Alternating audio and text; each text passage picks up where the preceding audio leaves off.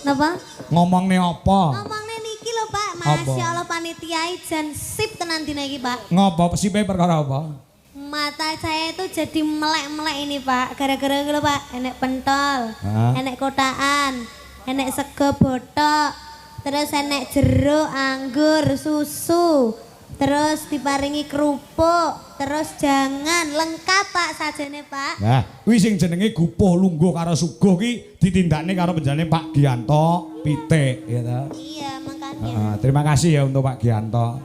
Monggo dalam rangka panganan, ngombe, ya ta konsumsi rokok. Kuwi nggih ngopeni awake dhewe iki entake akeh banget lho Ken.